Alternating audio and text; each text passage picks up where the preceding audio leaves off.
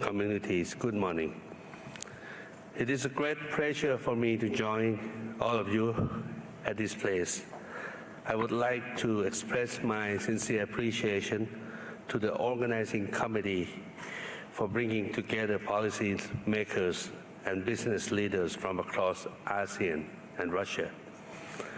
This year is of particular significance to ASEAN and Russia as we commemorate 35 years of our relations.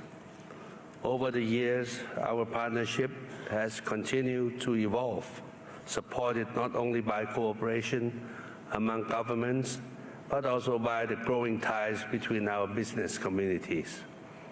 We meet at a time of profound change in global economy. New technologies are transforming industries. Supply chains are evolving. Businesses are navigating an increasingly complex global environment. Yet, periods of change also create opportunities for those prepared to adapt, innovate, and explore new partnerships. Today, Thailand is actively transforming into a greener, smarter, and more future-oriented economy. With the political stability under the current government, we are undergoing economic restructuring and regulatory reform to open up new economic opportunities. Initiatives such as the Fast Pass initiative help us achieve the biggest FDI volume in the past 10 years. Thailand's strengths lie not only in our attractiveness for foreign investments. We are also a regional leader in food and agriculture, tourism, medical services, and green transition. We are also investing in advanced industries such as digital ecosystems, data center, chip manufacturing, and semiconductors. Looking ahead, I wish to highlight 3 key areas that can help shape a new chapter of our economic cooperation: connectivity, trade and investment, and people-to-people exchanges. First is connectivity. Connectivity is the foundation of economic growth. Located at the heart of mainland Southeast Asia, Thailand is well positioned to serve as a strategic gateway connecting Russian businesses to ASEAN's dynamic and growing market of 700 million people. We offer modern infrastructure and logistics system, deep sea ports, aviation networks, and growing digital connectivity. Together with our extensive trade and business networks, these advantages make Thailand an attractive platform for companies seeking opportunities across Southeast Asia. As one of ASEAN's leading digital economies, Thailand is also actively investing in digital infrastructure, innovation ecosystems, smart industries, and emerging technologies. This will complement the ASEAN Digital Economy Framework Agreement, which will be signed later this year, contributing to a more integrated, secure, and inclusive digital market. Second being trade and investment. As we all face the challenges presented by geopolitical and geoeconomic uncertainties, Russia and Thailand need to uphold multilateral trading system, diversify markets, and enhance food and energy security. Russia is the world's largest natural gas reserves and ranks the second largest natural gas producer. While Thailand is a leading global food producer, we can indeed complement each other economically. Thailand particularly welcomes the increased interest of Russian investments through the Russian-Thai Investment Forum, especially in the areas of digital, agriculture, energy, tourism, and creative economy. At present, approximately 2 million tourists from your country, Russia, spend their holidays in our country every year. But I believe and I'm certain that there is still a big room for further increase in this tourism area. Thailand remains committed to maintaining an open, predictable, and business-friendly environment. To advance our economic cooperation, we therefore see value in launching negotiations on a Thai EAEU FTA to facilitate trade and create new economic opportunities for our businesses. Third, people-to-people exchanges. Strong economic partnerships are ultimately built on strong relationships between people. Tourism, education, cultural exchanges, and business mobility play a vital role in fostering mutual understanding and long-term cooperation. Thailand is pleased to welcome all tourists from Russia, many of whom also call Thailand their second home.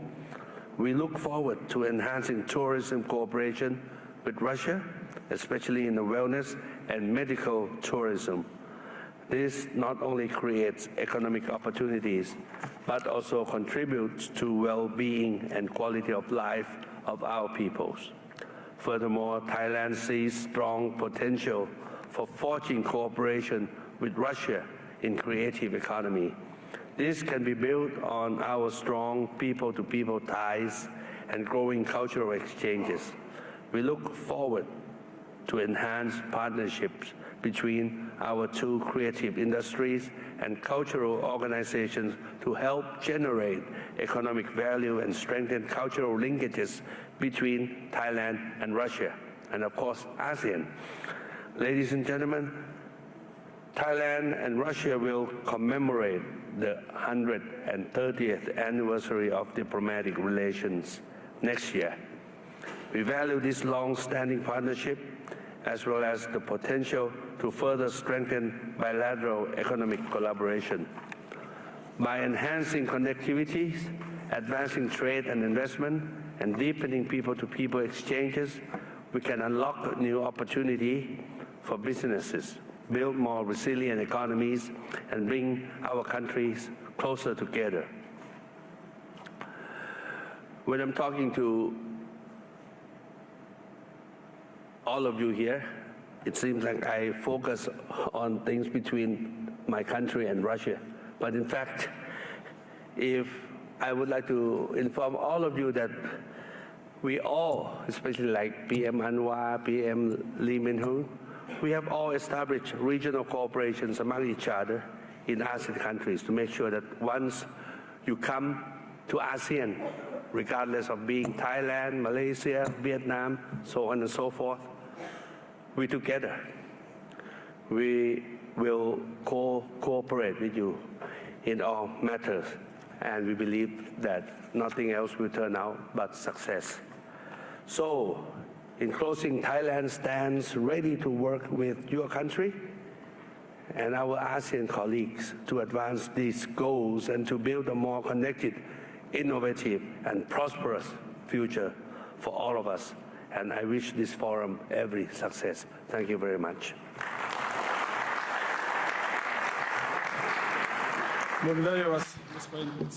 Thank you, Prime Minister. Now I'd like to give floor to the Prime Minister of Socialist Republic of Vietnam, Mr.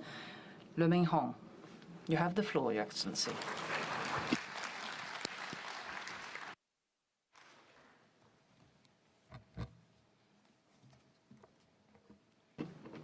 Excellency leaders of ASEAN member states and Russian Federation, delegates and members of ASEAN and Russian Federation business communities.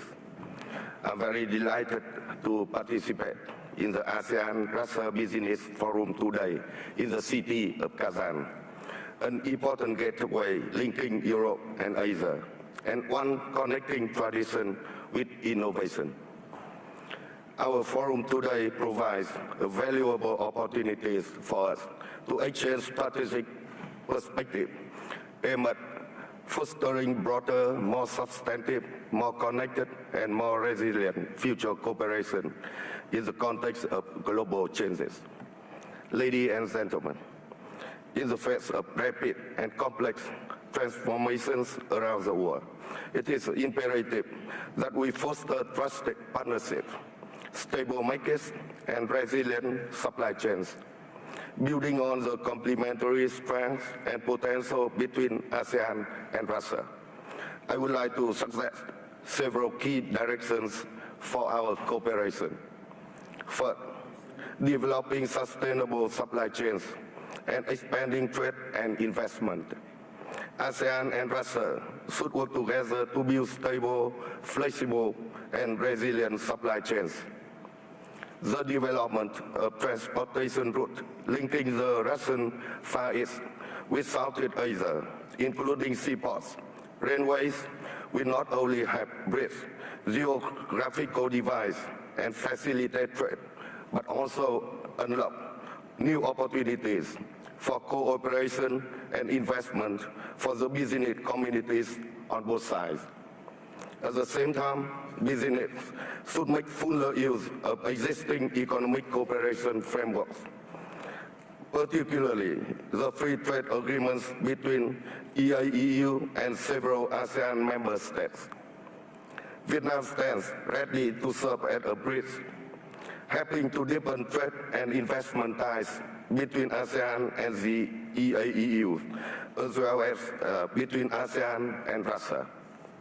Second, positioning energy as a key pillar of ASEAN-Russia cooperation. Energy security remains one of the most pressing challenges to the growth and sustainable development of nations. The potential for investment and collaboration between ASEAN and Russia is very significant, particularly in clean energy, LNG, hydrogen, offshore wind power, and energy efficiency technologies. Energy has long been a cornerstone of the Vietnam-Russia partnership. Vietnam looks forward to working with Russia and ASEAN member states to develop viable projects in clean energy and clean technologies, thus contributing to regional energy security and stability. Third, advancing cooperation in technology, innovation, and digital transformation.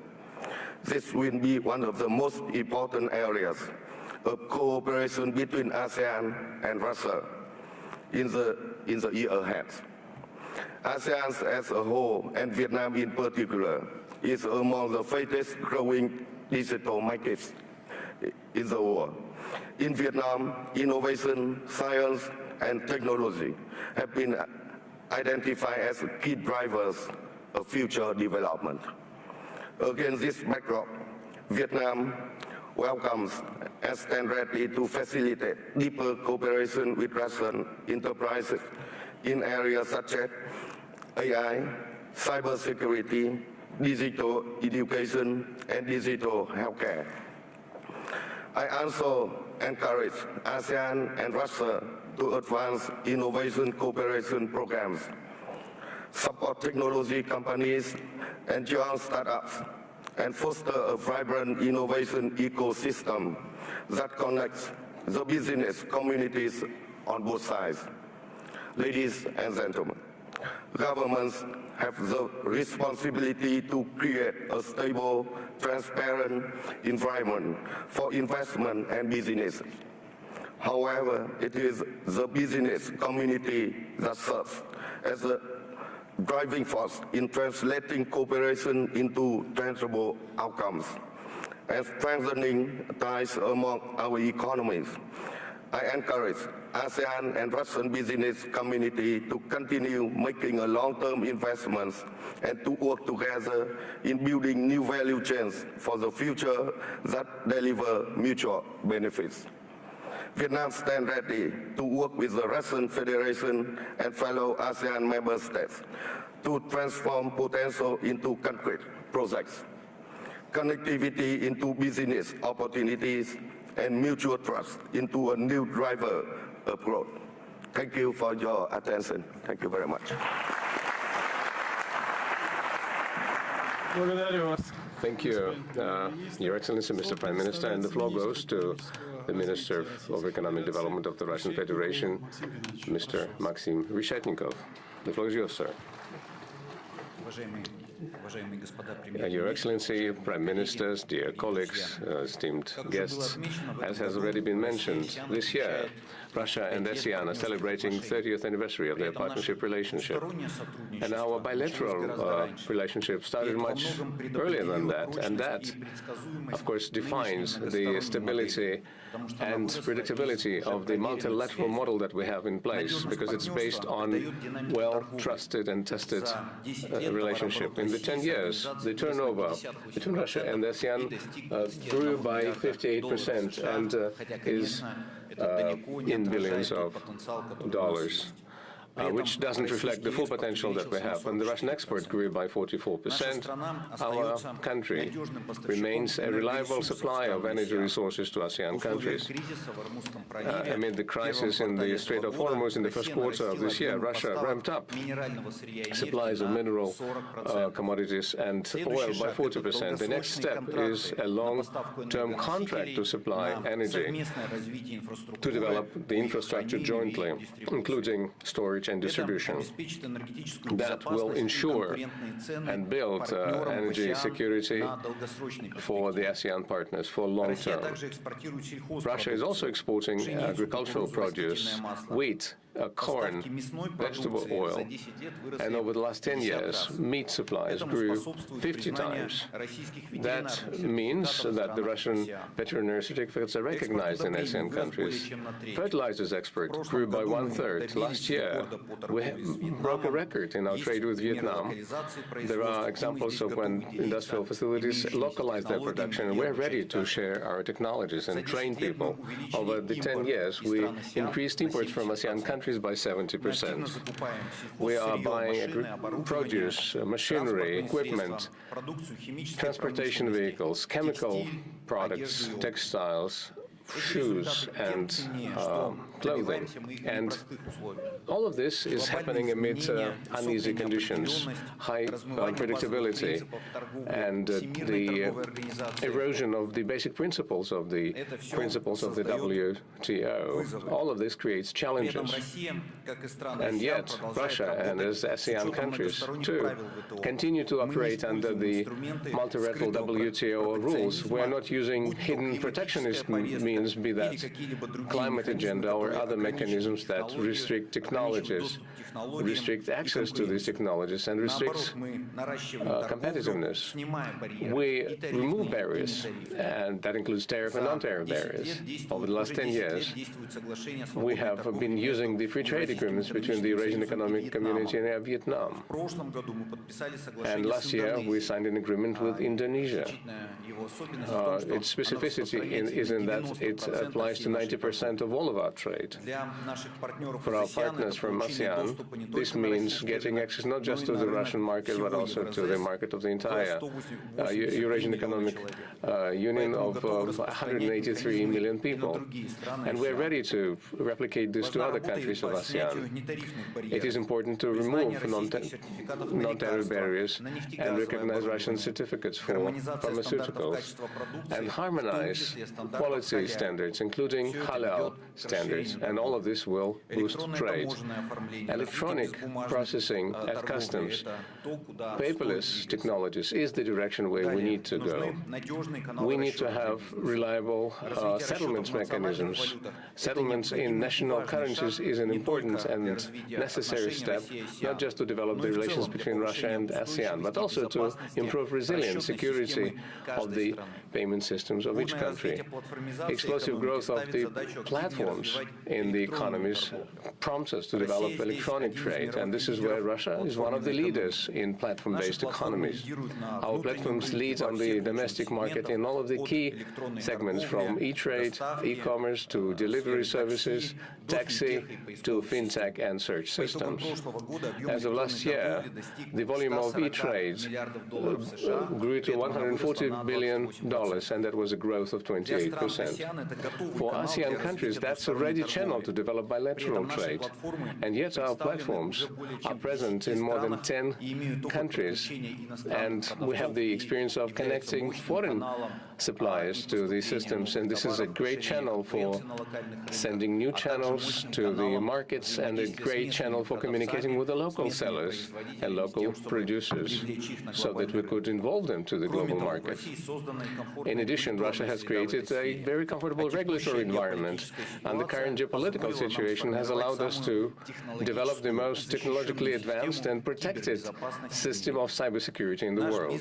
Our business is also ready to enter ASEAN e-trade markets in Singapore, Thailand, Vietnam, and the Russian Expert Center is already developing their center of national shops made in Russia as subsidiaries of national e-trade platforms. We are improving the logistics connectivity.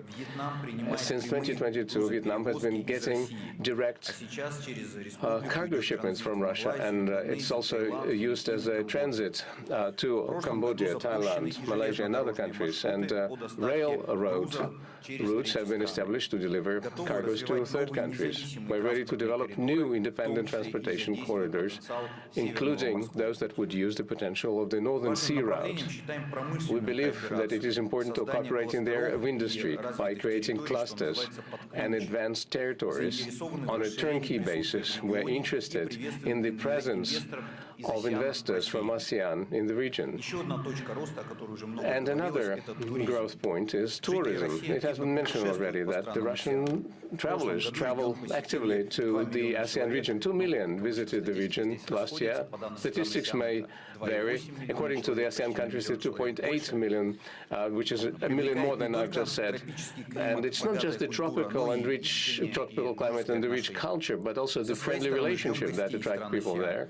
We, of course, look forward to meeting guests from ASEAN countries. We simplify visa rules, we develop new payment services, and we harmonize standards. And of course, Russian creative products is something that stirs up interest. We have developed an assembly of creative solutions that are aimed at the ASEAN countries' best IT solutions, films, cartoons, and games. And we're ready to export that not just as a goal, but also adapt them to the local markets and introduce co-production and develop these products together.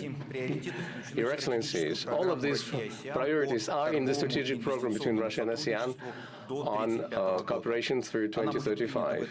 It will be adopted this year and will become a plan of action to strengthen Russia-ASEAN relations in this field.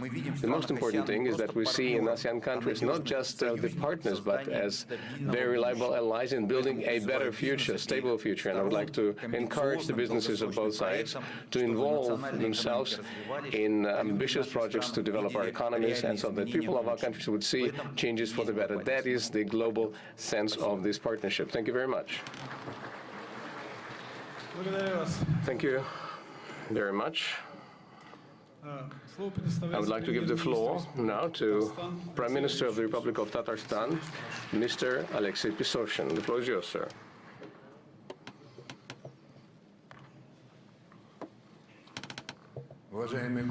Your Excellencies, distinguished guests, esteemed colleagues, on behalf of the head of the Republic of Tatarstan, Mr. Minikhanov, I'm happy to welcome you in Kazan at the opening of the ASEAN-Russia Business Forum.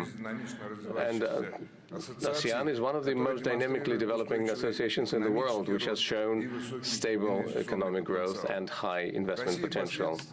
Russia has been committed to strengthening its relations with the countries of the association, and our regions also contribute to the development of these ties. Tatarstan has been traditionally open to international partnerships, and the Republic is one of the leading industrial centers of the country, and is also a petrochemistry hub It is involved in IT, high technologies, machine building, and we are developing the so-called special economic zones at industrial parks, information infrastructures, and we're creating very good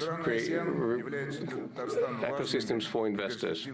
And of course, ASEAN countries are very important and promising partners. We have been wrapping up our economic contacts, developing our relations in industry, Islamic finance, digital technologies, education, science, and training.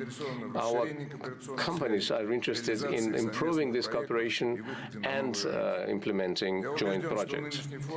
And I'm confident that this forum will become an effective platform for a substantive dialogue, search for new partners, discussion of promising initiatives, and development of practical solutions that will be conducive to strengthening business relations between Russia and the ASEAN countries. Today's world requires us to join our resources, pool our forces to cooperate for the long term. It is the business that is the main driver of these processes by creating new opportunities for the economic growth and improving the well-being of our peoples. And I would like to wish all of the participants of the forum productive work, interesting meetings, successful discussions, and new joint projects.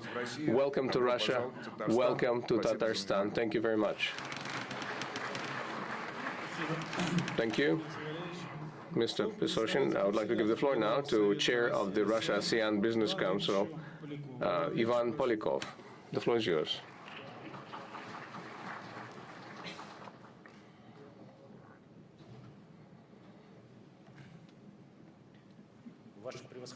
Your Excellencies, distinguished participants of the forum, please allow me, on behalf of the Russia-ASEAN Business Council, welcome you all who have found the opportunity to come to this business forum and decided to take part in this meeting as part of the Russia-ASEAN Summit. I would like to thank our partners, friends and colleagues from the ASEAN countries in particular.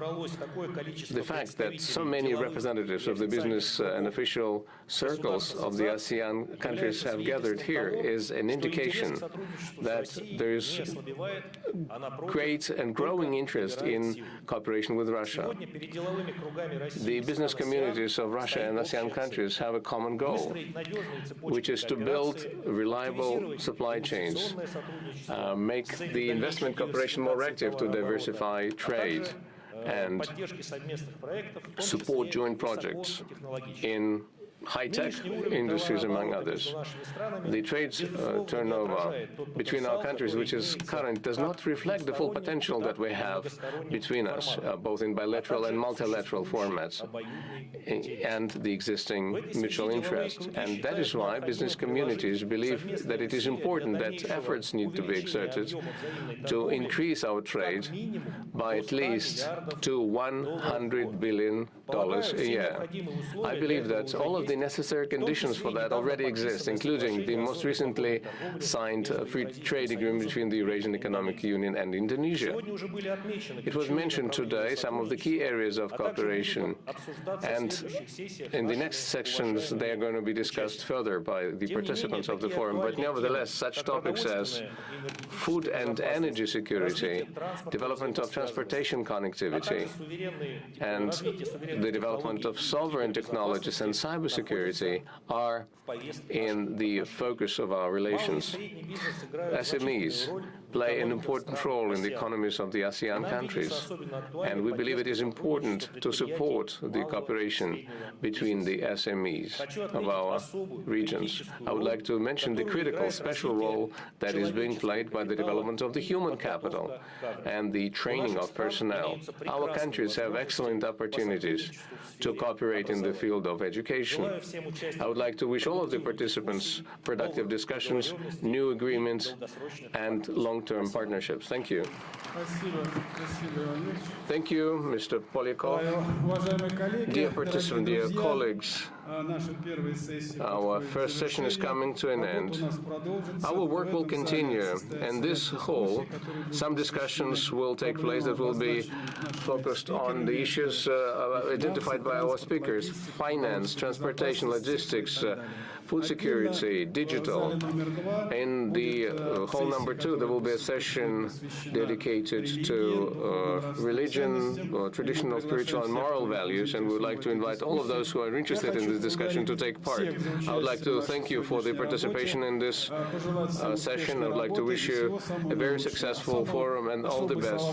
And I would like also to thank our speakers for their substantive speeches. Thank you.